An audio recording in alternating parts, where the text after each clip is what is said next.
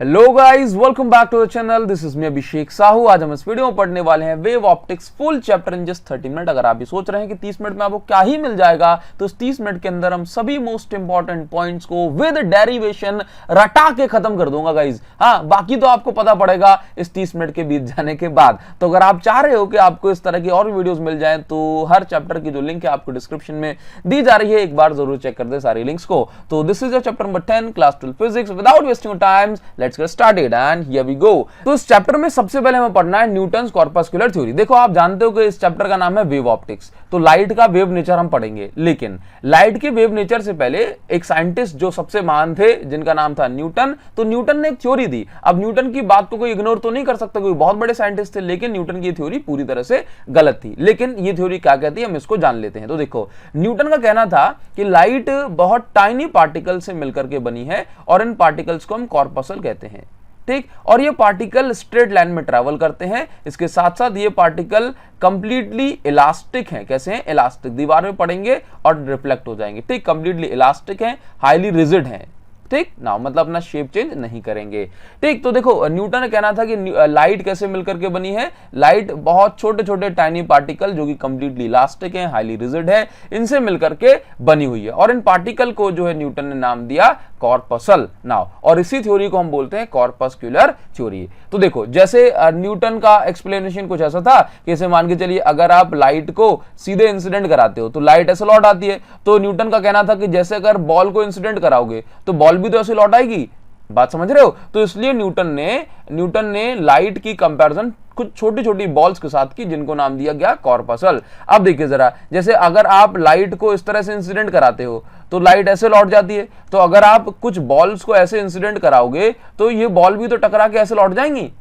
तो इस तरह से ना थोड़ी सी सिमिलरिटी बैठ रही थी, इसलिए न्यूटन ने कहा कि नहीं, लाइट के पास ना पार्टिकल नेचर है। तो ये न्यूटन की पहली लाइन थी कि भाई, जो light consist of very tiny particle known as corpuscle, और इनकी प्रॉपर्टी कैसी होती है ये हमने आपको बता दी। नाउ इसके बाद इनका कहना यह था कि ये जो कॉर्पसल है, दैट मींस लाइट के बहुत छोटे पार्टिकल्स हैं, ये जब सोर्स से निकलते हैं तो ये बहुत हाई स्पीड में चलते हैं स्ट्रेट लाइन में, ठीक। हाई वेलोसिटी मतलब corpuscle on emission from source travel in straight line with high velocity.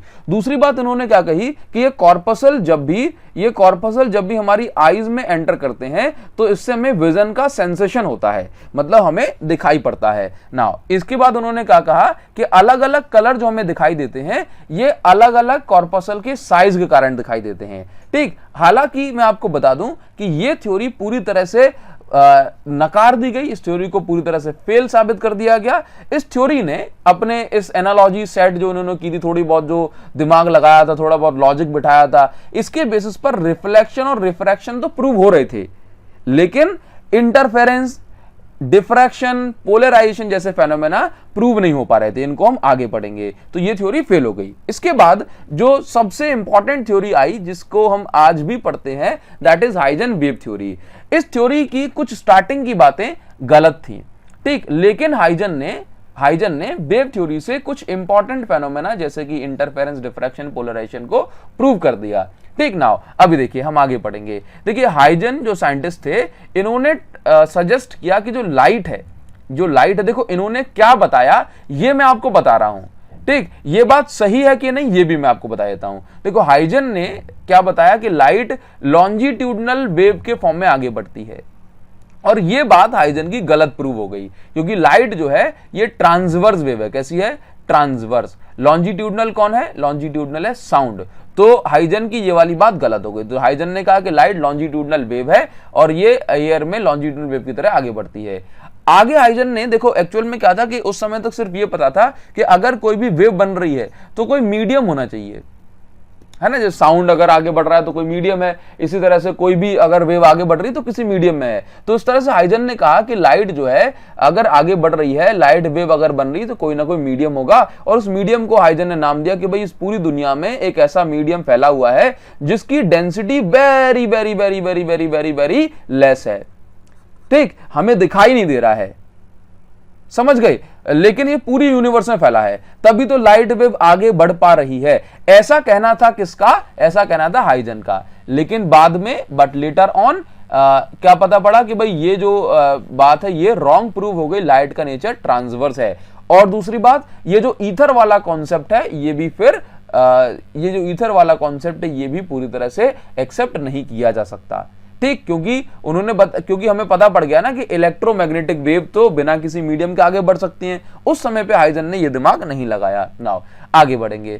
This theory could successfully explain, लेकिन हाइजन की इस थ्योरी ने reflection, refraction, diffraction, interference, polarisation जैसे बहुत बहुत इंपॉर्टेंट फेनोमेनास को एक्सप्लेन कर दिया, ठीक। नाउ आगे हम बढ़ेंगे। हाइजन ने ये इनमें क्या क्या बात बताई, देखिए अभी आपको बता दिया कि हाइजन ने कहना था कि देखो हाइजन का क्या कहना था, हाइजन ने कहना था कि लाइट जैसे किसी भी मीडियम को आगे बढ़ने के, किसी भी जो है वेव को आगे बढ़ने के लिए किसी मीडियम की जरूरत होती है, ठीक वैसे ही लाइट को भी आगे बढ़ने के लिए एक मीडियम की जरूरत है जिसका नाम है ईथर। तो उन्होंने ये मानते हुए, अभी ऐसा नहीं है, अभी तो हम जानते हैं लाइट इलेक्ट्रोमैग्नेटिक वेव है, किसी मीडियम की जरूरत नहीं होती है, तो उन्होंने ये मानते हुए कि ये जो वेव्स है ये ईथर के अंदर बन रही हैं, तो उन्होंने इस तरह से वाटर वगैरह से कंपैरिजन करके बताई। तो देखो उन्होंने बताया कि लाइट आगे बढ़ती है in the form of wave front. कैसे आगे बढ़ती है? In the form of wave front. अब ये वेव फ्रंट क्या होता है? तो उन्होंने बताया कि जैसे मान के चलिए कि अगर आप, ये मैं आपको बता दे रहा हूं, ठीक है, अगर आप पानी में एक पत्थर ड्रॉप करते हैं तो आप देख रहे हो यहां पे एक वेव बन रही है, ठीक। अब यहां पर देखो ये उठा हुआ पोर्शन है, इसको आपने नाम दे दिया क्रेस्ट, ये डाउन पोर्शन है, इसको आपने नाम दे दिया ट्रफ, फिर ये उठा हुआ पोर्शन है, इसको आपने नाम दे दिया क्रेस्ट। तो आप मुझे बताइए कि जो पानी की जो दीवार आप देख रहे हैं, इसमें अगर कोई पार्टिकल यहां पर ऊपर उठाए तो सेम टाइम पर ये वाला पार्टिकल भी ऊपर आया है, ये वाला पार्टिकल भी ऊपर आया, ये वाला पार्टिकल भी ऊपर आया, ये वाला पार्टिकल भी ऊपर, ये वाला पार्टिकल भी ऊपर, ये वाला पार्टिकल, ये वाला पार्टिकल, ये वाला पार्टिकल, ये वाले पार्टिकल, ये सारे पार्टिकल ऊपर आए ना, ठीक। अब ये सारे पार्टिकल जो वाइब्रेट कर रहे हैं ये एक टाइम पर एक ही फेज में, मतलब उनका सब कुछ सेम है, ठीक। अब अगर मैं ये वाले पार्टिकल को देखूं तो देखो ये सारे वाटर पार्टिकल यहां पे नीचे जा रहे होंगे, ना, सारे पार्टिकल एक ही टाइम पे नीचे जा रहे होंगे, देख रहे हो, ठीक। तो इन सारे पार्टिकल का अगर हम कलेक्शन देखेंगे तो इन सारे पार्टिकल के कलेक्शन को हम वेव फ्रंट बोलते हैं। क्या बोलते हैं? Wave front. कलेक्शन का मतलब आप यहां पे लोकस भी बोल सकते हो। तो वेव फ्रंट क्या है? वेव फ्रंट जैसे पानी की ये जो दीवार आप देख रहे हो, इस पानी की दीवार में ये जो पानी की जो ये वाली जो वेव आगे बढ़ रही है, इसमें आप देखेंगे कि सभी पार्टिकल एक ही टाइम पर एक ही फेज में वाइब्रेट कर रहे हैं। ऐसा ही हो रहा है कि नहीं हो रहा? अगर ऐसा तो नहीं हो रहा कोई पार्टिकल ऊपर जा रहा है, कोई पार्टिकल नीचे आ रहा है, नहीं, देखो सारे पार्टिकल एक ही टाइम पे ऊपर उठ रहे हैं। तो वेव फ्रंट क्या है? Wave front is the locus, मतलब collection of all such particle which are vibrating in same phase in same medium, ठीक है। तो ये वेव फ्रंट हो गया। अभी क्या होता है ना, वेव फ्रंट आप देख रहे हो कि जैसे लाइट है, अब ये छोटा सा एक बल्ब जल रहा है तो ये चारों डायरेक्शन में अपनी रोशनी फैलाएगा, ठीक। अगर कोई जैसे एक कोई सिलेंड्रिकल या मैं कहूं कि इस तरह की कोई ट्यूबलाइट टाइप होगी तो उसकी लाइट कैसे, इस तरह से उसके चारों ओर, उस अगर ये ट्यूबलाइट है तो इसके चारों ओर ऐसे फैलेगी ना इसकी लाइट। तो इसी के बेसिस पर वेव फ्रंट का पैटर्न बताया गया। तो इसे मान के चलिए तो वेव फ्रंट ऐसे आप देख रहे हो ना, ये जैसे पानी की दीवार है, इसी तरह से जो लाइट की दीवार टाइप है ना, ये तीन टाइप की होती है। एक होता है स्फेरिकल वेव फ्रंट, एक होता है प्लेन वेव फ्रंट और एक होता है सिलेंड्रिकल वेव फ्रंट। अगर हमारे पास जो लाइट का सोर्स है ये पॉइंट है या स्फेरिकल है, ठीक ना, पॉइंट साइज है, तो इसके अराउंड जो वेव फ्रंट बनेगा ये कैसा होगा? ये होगा स्फेरिकल। लेकिन अगर यही पॉइंट साइज है और इससे हम थोड़ा सा दूर की साइड जाएं तो हम देखेंगे ये स्फेरिकल ऐसे जा रहा है वेव फ्रंट, ये इस तरह से, ये इस तरह से, ये इस तरह से। तो हम देखेंगे कि बड़ी डिस्टेंस पर अगर हम जाते, जैसे अगर मान के चलो ये सन है तो सन के पास में आप देखोगे तो आपको स्फेरिकल वेव फ्रंट मिलेंगे। लेकिन अगर आप सन से दूर की साइड चले जाओ, जैसे अर्थ पे आ जाओगे, तो ये जो स्फेरिकल है पास वाले डिस्टेंस पे, एक लार्ज डिस्टेंस पे देखेंगे तो आप देख रहे हो ये कैसे, ये प्लेन वेव फ्रंट होते जा रहे हैं। कैसे कन्वर्ट, ये स्फेरिकल किस में कन्वर्ट हो रहा है? बड़ी डिस्टेंस पर प्लेन वेव फ्रंट में कन्वर्ट हो रहा है, ठीक। तो आप देखेंगे स्फेरिकल वेव फ्रंट कैसा, जब पॉइंट साइज होगा तो वेव फ्रंट कैसा बनेगा? स्फेरिकल। प्लेन वेव फ्रंट कब बनेगा?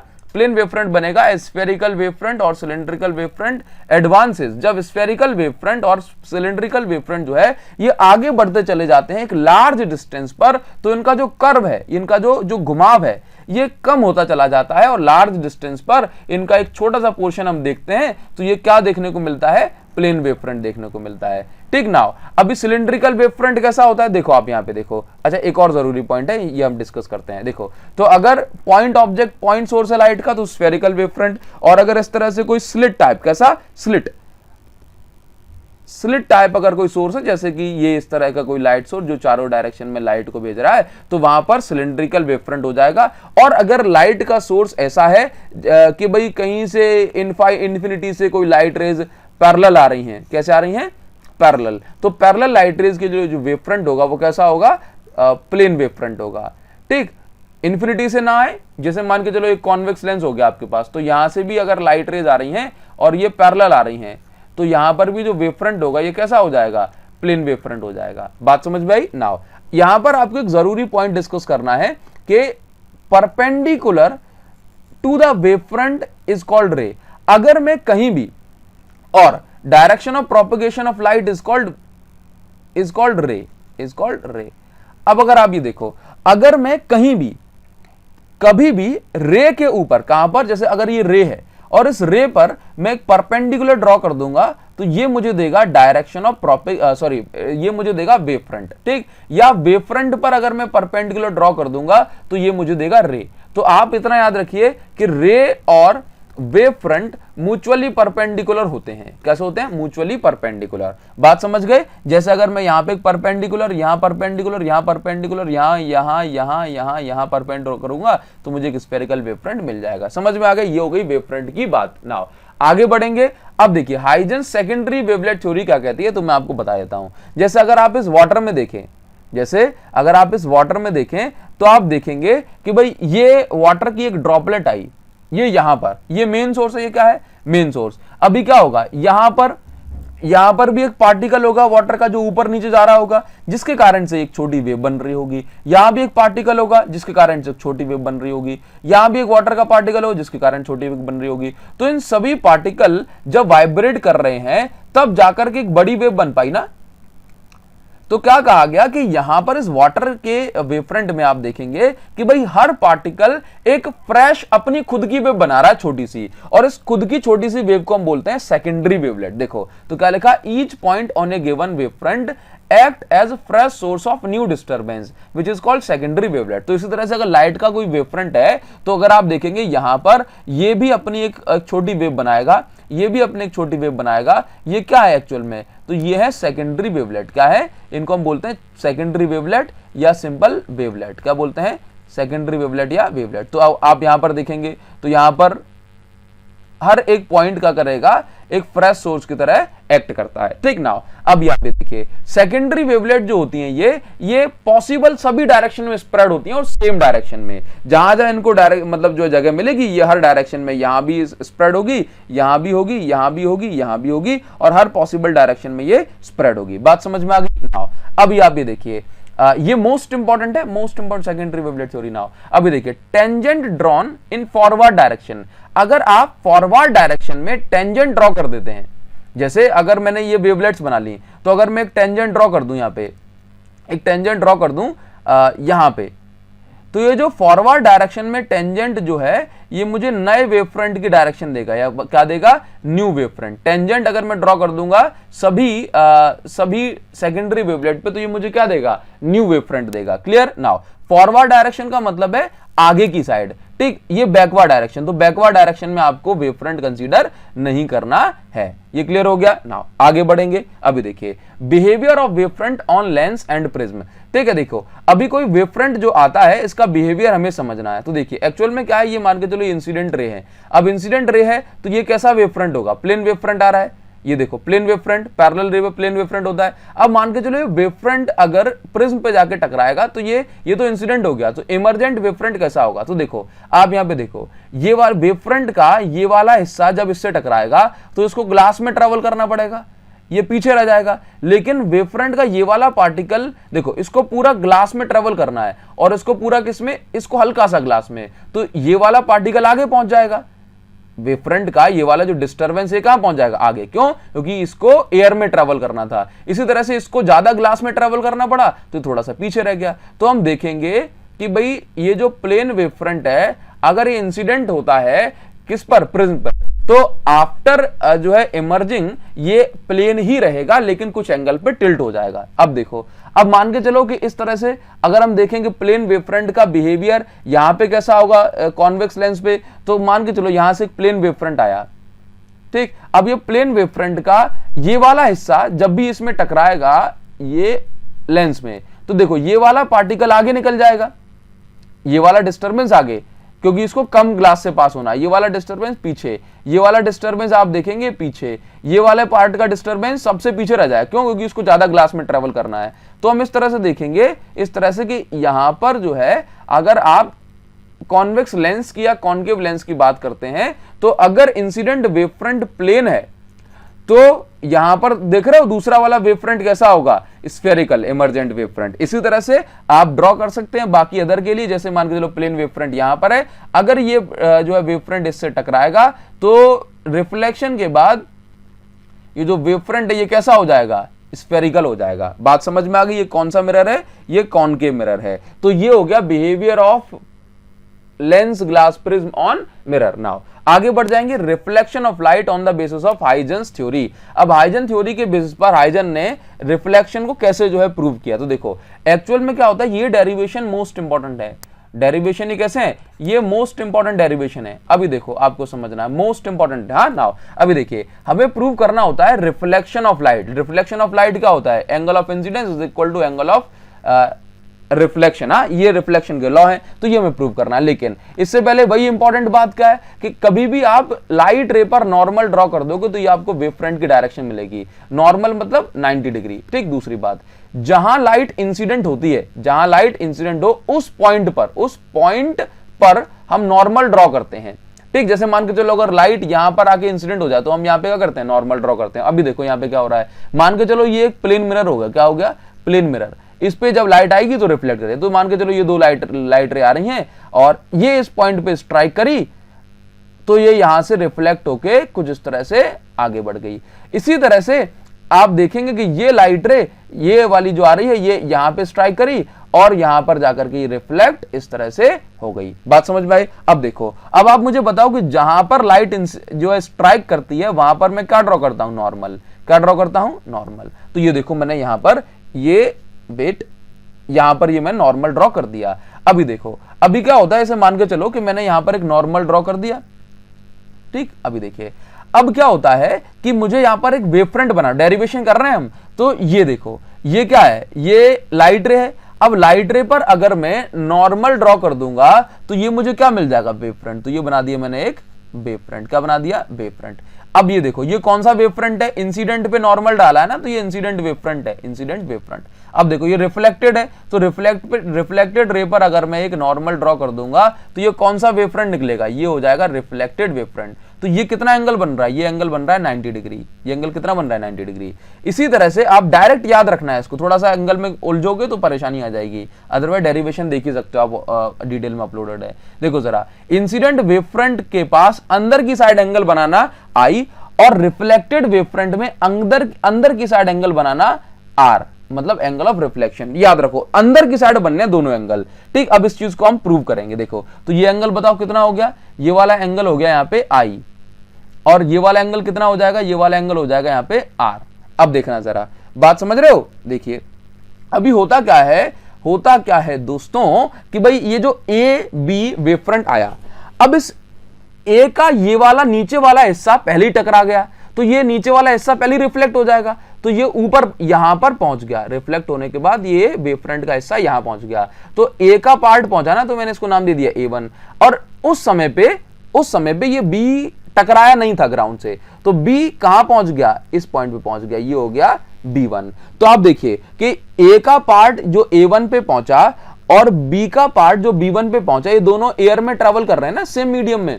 तो हम ये मानेंगे दोनों की स्पीड कितनी है, c, और दोनों को टाइम कितना लगेगा, t। तो दोनों जो A1 है, ये जो AA1 है और BB1 है, क्योंकि सेम टाइम सेम स्पीड में जा रहे हैं, तो दोनों की स्पीड कैसी है, सेम है। तो दोनों बराबर डिस्टेंस ट्रेवल करेंगे। तो बताओ मुझे डिस्टेंस का फॉर्मूला क्या होता है, स्पीड इनटू टाइम। तो आप मुझे बताओ कि AA1 क्या है, डिस्टेंस। तो AA1 और BB1 का फॉर्मूला मतलब डिस्टेंस कितनी ट्रेवल कर लेंगे, स्पीड क्या है c, और टाइम कितना लगा t। तो यहां पर क्या हो जाएगा c इंटू टी। सी क्या है, स्पीड ऑफ लाइट। नाउ आगे बढ़ जाएंगे, बस अब कुछ नहीं करना। अब आपको सिर्फ ना इसमें दो ट्राइंगल में वर्क करना है। दो ट्राइंगल में कैसे, देखो जरा, क्या बताया अभी आपको कि इंटीरियर, ये इंसिडेंट वेव फ्रंट के साथ एंगल बना लेना आई अंदर की साइड, और इसके साथ एंगल बना लेना आर अंदर की साइड। ज्यादा दिमाग नहीं लगाना आपको। नाउ तो अभी देखो ट्राइंगल पकड़ लो। कौन कौन से ट्राइंगल, देखो जरा कौन से ट्राइंगल पकड़ लें सर, तो आप यहां देख लो, एक ये ट्राइंगल कॉमन साइड ले लेना, अपने आप याद हो जाएगा। ये देखो ये वाला ट्राइंगल दिखाई दे रहा है, ये ए बी बी वन। तो देखो ए बी वन में साइन आई निकालो, तो ये क्या हो जाएगा, ये दोनों एंगल बन रहे हैं, ये बेस हो गया, ये परपेंडिकुलर हो गया, और ये हाइपोटेन्यूस हो गया। तो मैंने यहां पे साइन आई की वैल्यू निकाल दी BB1 अपॉन AB। इसी तरह से अब ये वाला ट्राइंगल ले लो। कौन सा वाला ट्राइंगल, अब ये वाला ट्राइंगल ले लो, ये वाला। तो अब इसमें वर्क करो AAB1 में। तो यहां पर आपने निकाल लिया साइन आर, तो आपने एक बार निकाला साइन आई, दूसरी बार निकाला आपने साइन आर। इसके बाद क्या कर दो, दोनों इक्वेशन को divide, sine i upon sine r करोगे, ये कर दोगे, तो अब क्या बचेगा, AB से AB कट जाएगा, ऊपर क्या बचा BB1, नीचे क्या बचा AA1। तो आप देखो जरा BB1 और AA1 की वैल्यू क्या निकाल दी आपने, CT। तो ये हो गया CT अपॉन CT, CT से CT कट जाएगा, 1 बचेगा। अब ये देखो cross multiply, sine i is equal to क्या आ जाएगा, i, sine i is equal to sine r. तो यहां से आप प्रूव कर सकते हो for small angle i is equal to r. ये हो गया एंगल ऑफ रिफ्लेक्शन प्रूव।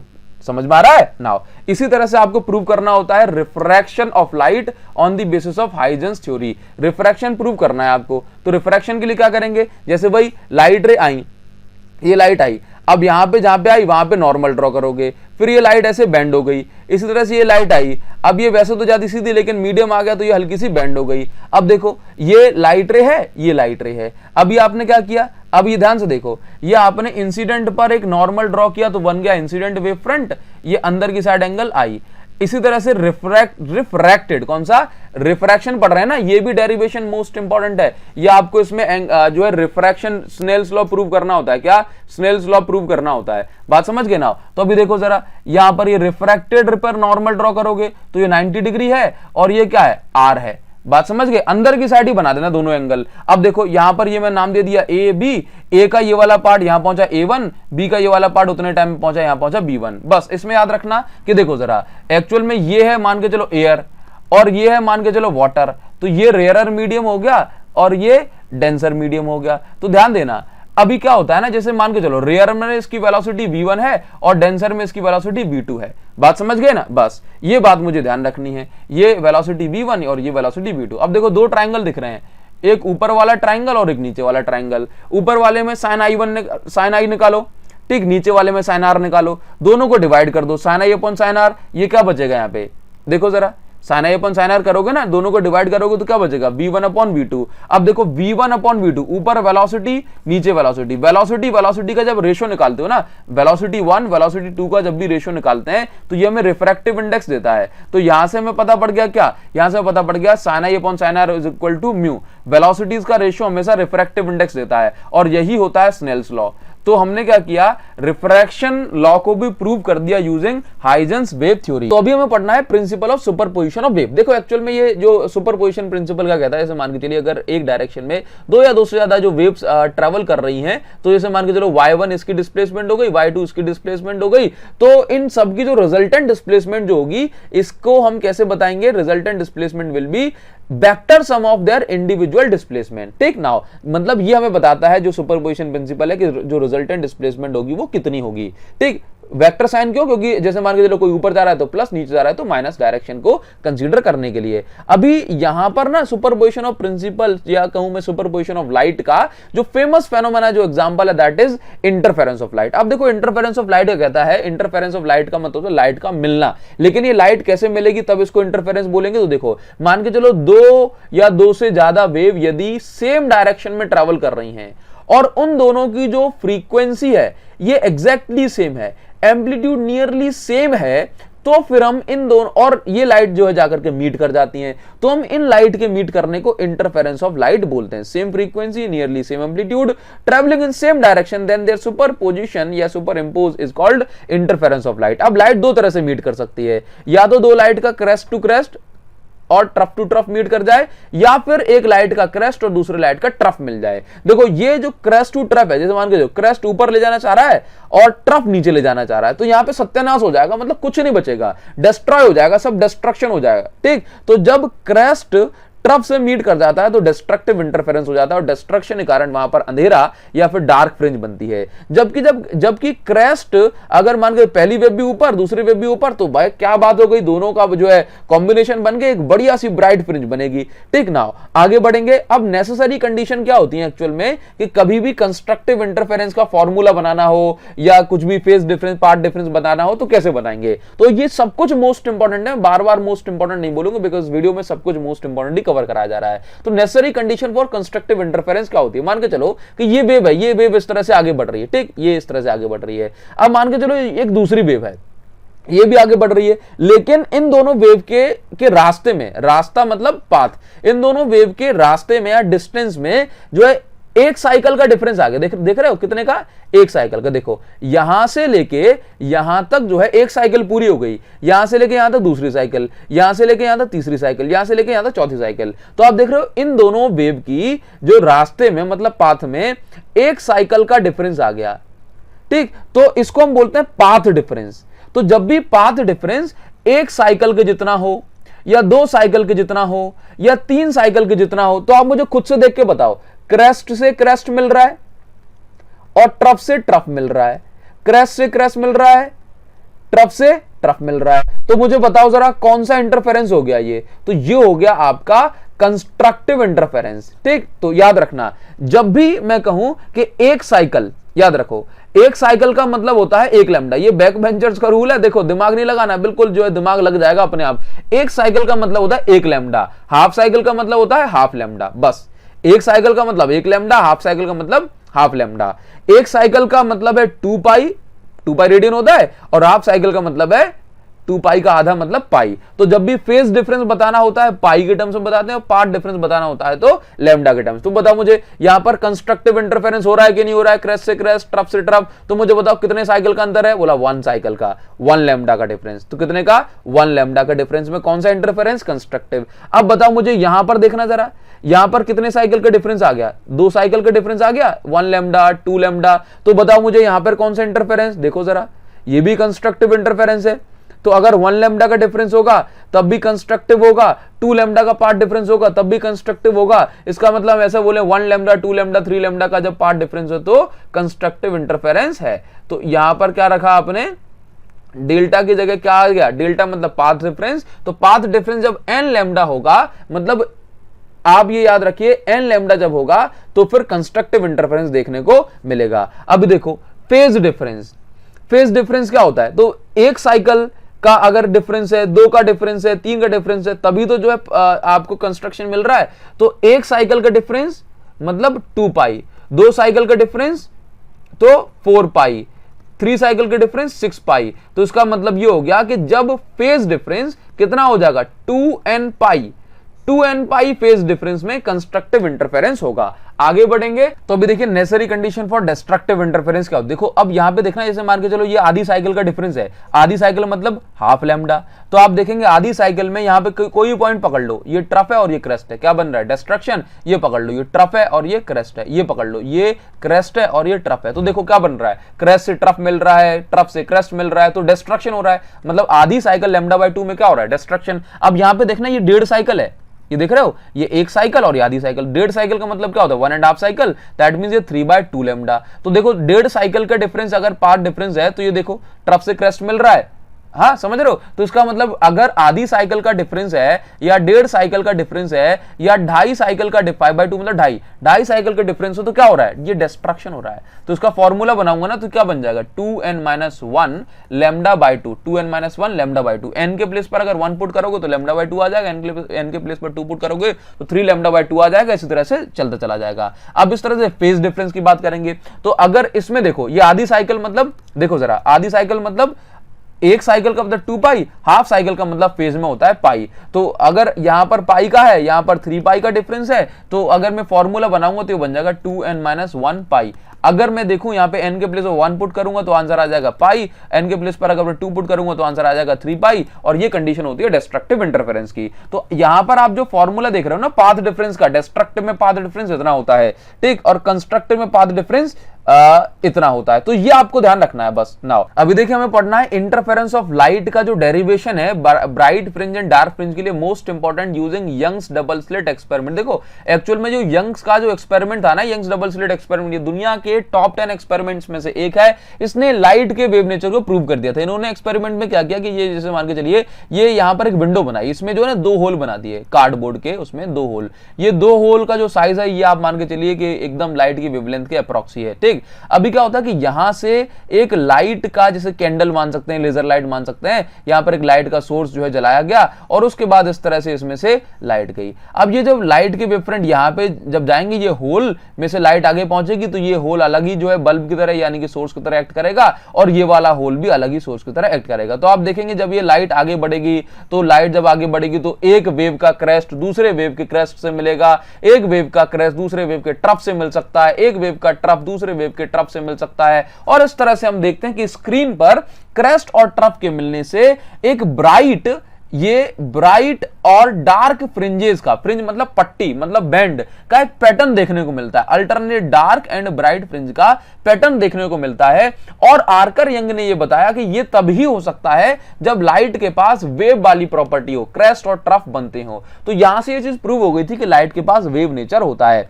अब इस एक्सपेरिमेंट के लिए याद रखिए एक सोर्स की जरूरत होती है, कोहेरेंट सोर्स। ये कोहेरेंट सोर्स क्या होता है तो मैं आपको बता दूं, कोहेरेंट सोर्स ऐसा सोर्स होता है जिनकी लाइट जो एमिट हो रही है, इनकी फ्रीक्वेंसी एग्जैक्ट सेम हो, इनकी वेवलेंथ एग्जैक्टली सेम हो, ठीक। और मैं आपको बता दूं कि 2 सोर्सेस कभी भी कोहेरेंट नहीं होते, है ना, तो चाहे वो सेम बल्ब भी क्यों ना हो, क्योंकि उनमें अलग अलग तरीके से एटम्स वाइब्रेट करते हैं, ठीक। नाउ तो जैसे मान के चलिए कि अगर मैं एक सोर्स ले लूं, ये सोर्स, और इस सोर्स से की लाइट को ही मैं 2 पार्ट में डिवाइड कर दूं, तो मैं इन दोनों सोर्सेस को कोहेरेंट सोर्स की तरह कंसीडर कर सकता हूं। तो यही इसमें किया जाता है। अब इसमें कुछ इंपॉर्टेंट बातें हैं वो समझ लेना। देखो जरा, ये एक डार्क फ्रिंज है और ये एक डार्क फ्रिंज है, इसके बीच में कौन सी फ्रिंज है, ब्राइट। तो याद रखिए कि 2 ब्राइट के बीच में एक डार्क फ्रिंज होती है।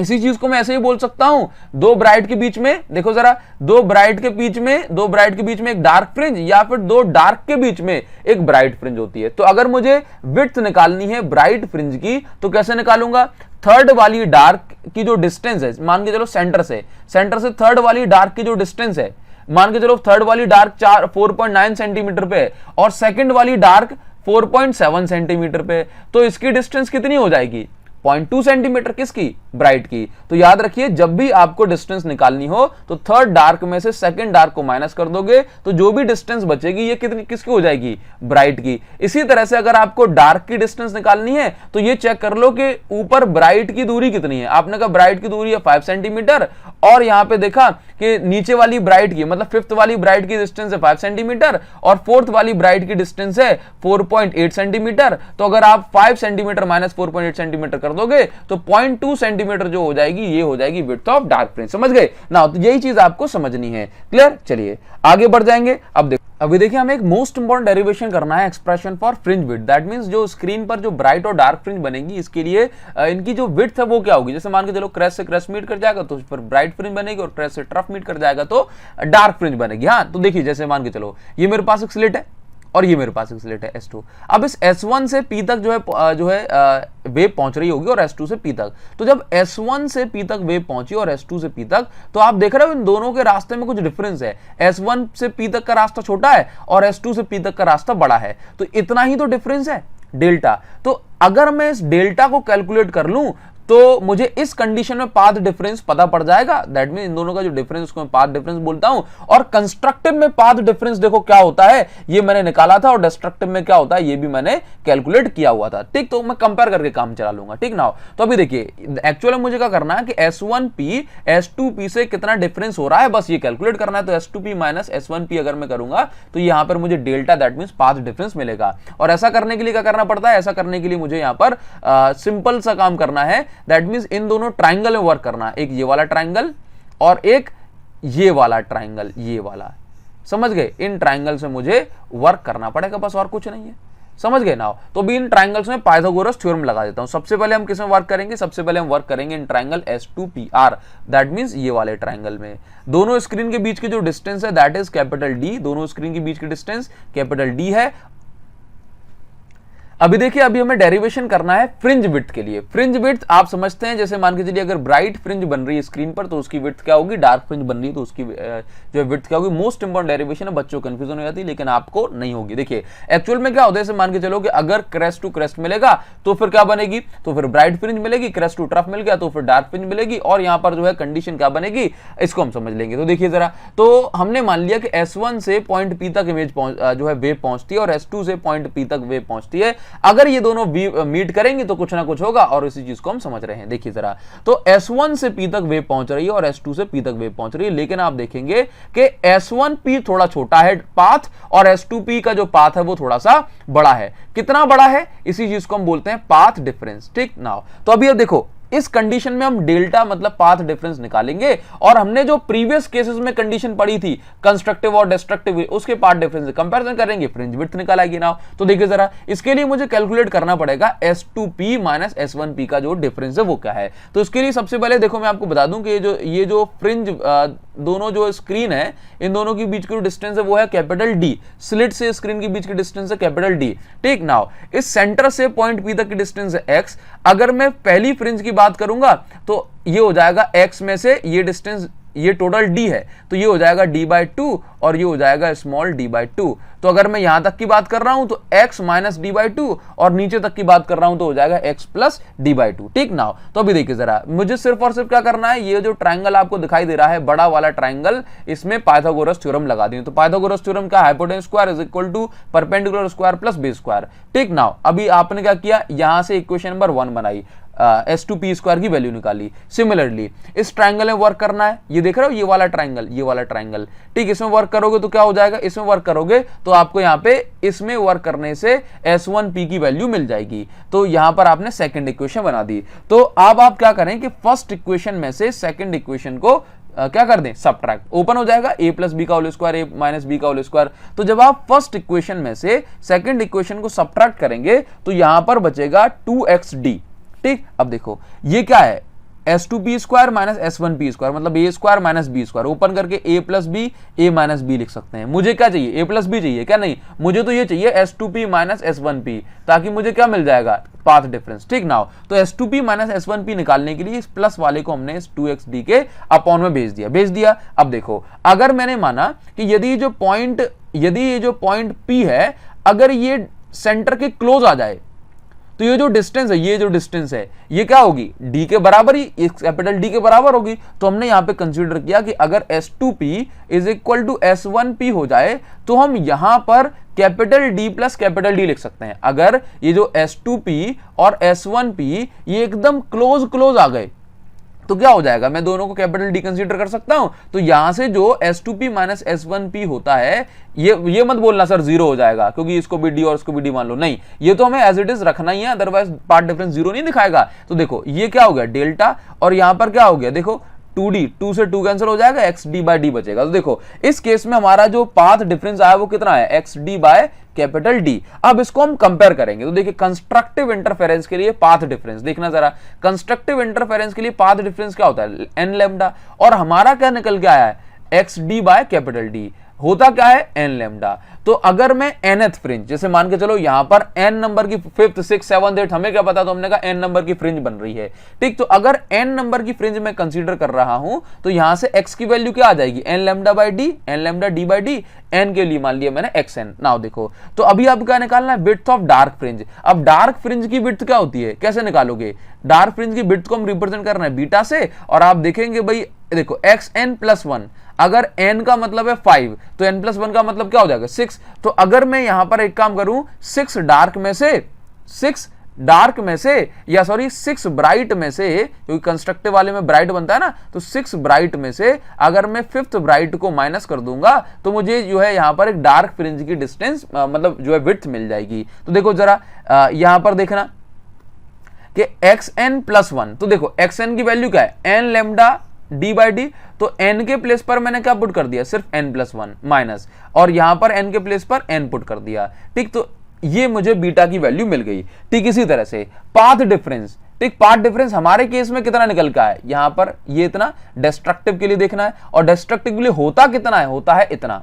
तो अगर हम यहां से xn की वैल्यू निकालेंगे तो ये निकल के आ जाएगी। अब मुझे निकालना है विड्थ ऑफ ब्राइट फ्रिंज। अब मुझे क्या निकालना है, विड्थ ऑफ ब्राइट फ्रिंज। तो ब्राइट फ्रिंज के लिए मैं क्या करूंगा, वही n प्लस 1 माइनस xn, मतलब 6 में से 6 डार्क में से 5th डार्क की डिस्टेंस को माइनस कर दूंगा, तो यहां पर जो है मुझे डिस्टेंस मतलब जो विड्थ मिल जाएगी वो ब्राइट फ्रिंज की विड्थ मिल जाएगी। तो देखो जरा n के प्लेस पर xn प्लस 1 है ना, तो n के प्लेस पर एक बार n प्लस 1 पुट कर दिया, और इस फॉर्मूले में n के प्लेस पर एक बार n ही पुट कर दिया, माइनस करूंगा तो बीटा की वैल्यू ये हो जाएगी। इसका मतलब ये हो गया कि दोनों, एक डार्क फ्रिंज की बात करूं चाहे मैं बात करूं ब्राइट फ्रिंज की, दोनों की जो विड्थ होगी, दोनों की जो इंटेंसिटी होगी वो कैसी होगी, सेम होगी। ये बात आपको समझनी है। ये हो गया डेरिवेशन मोस्ट इंपॉर्टेंट, याद रखिए।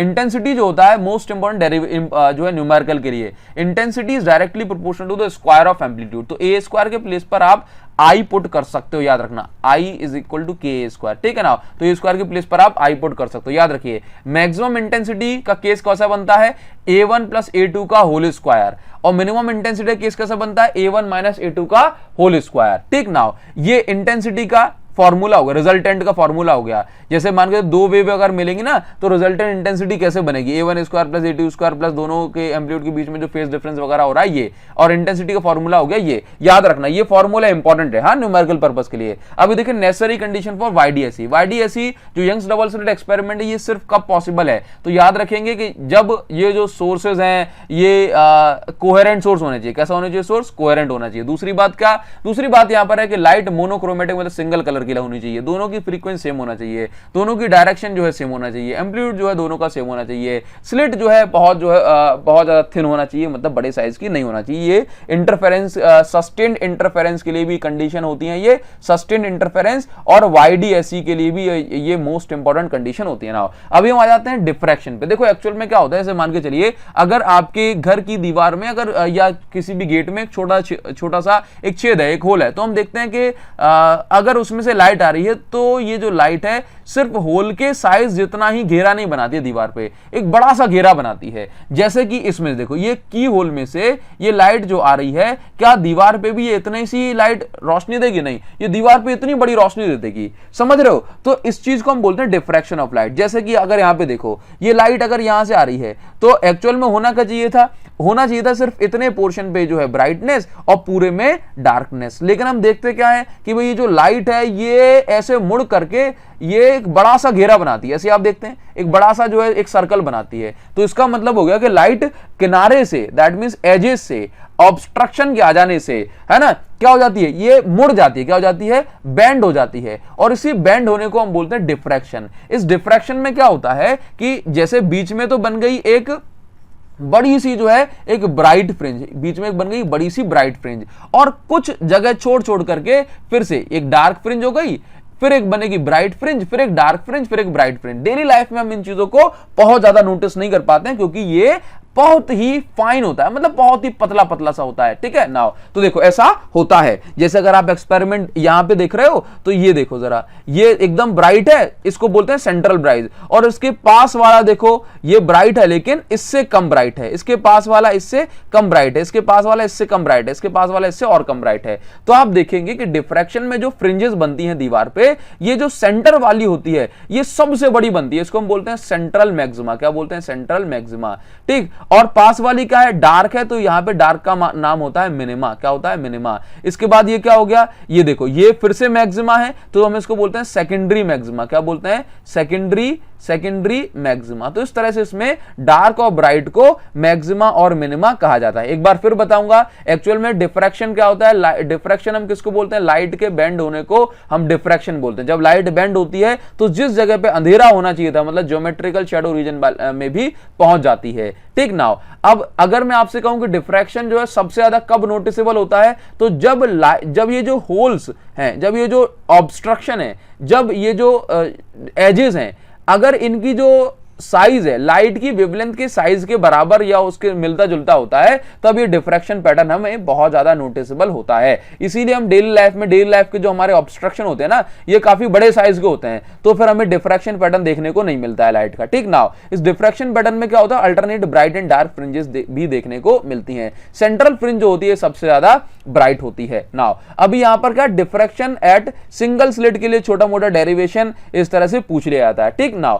तो अभी देखिए डिफ्रैक्शन जो है अपने आप में ये 1 घंटे का टॉपिक है, लेकिन हम इसको अगर छोटे टाइम में कंप्लीट कर रहे हैं तो आपको थोड़ी सी बातें ध्यान रखनी पड़ेंगी। यहां पर क्या हो रहा है? Diffraction at single slit. मैं आपको बता दूं इसमें 2 टाइप के डिफ्रैक्शन होते हैं, एक होता है फ्रॉनहोफर डिफ्रैक्शन और एक होता है फ्रेस्नेल डिफ्रैक्शन। जैसे मान के चलो अगर लाइट जो है, अगर कोई सोर्स है, ये सोर्स अगर इफेक्टिवली लार्ज डिस्टेंस पे, कहां पे? इफेक्टिवली लार्ज डिस्टेंस पे रखा हुआ है, ठीक, या फिर कहूं लाइट रे पैरेलल आ रही हैं, तो ये फ्रॉनहोफर डिफ्रैक्शन होता है। और अगर सोर्स हमारा पास में रखा है या लाइट रे कुछ इस तरह से आ रही हैं अलग अलग एंगल पे, तो ये हमारा फ्रेस्नेल डिफ्रैक्शन होता है, फ्रेस्नेल डिफ्रैक्शन, ठीक। नाउ याद रखेंगे अभी आप कि अभी हमें पढ़ना है डिफ्रैक्शन एट सिंगल स्लिट। ये डेरिवेशन है, इसमें आपको position of secondary minima and position of secondary maxima को कैलकुलेट करना होता है। देखो मैं आपको बता दूं, यहां पर जो डिफ्रैक्शन अपने आप में ये 1 घंटे का टॉपिक है, तो 1 मिनट के अंदर तो सिर्फ हम इसमें पॉइंट जो ध्यान रखने के लिए ट्रिक के फॉर्म में समझ सकते हैं, ठीक है ना। तो देखो एक्चुअल में क्या होता है, जैसे मान के चलिए आपने पढ़ लिया फ्रॉनहोफर डिफ्रैक्शन में जो लाइट रेज हैं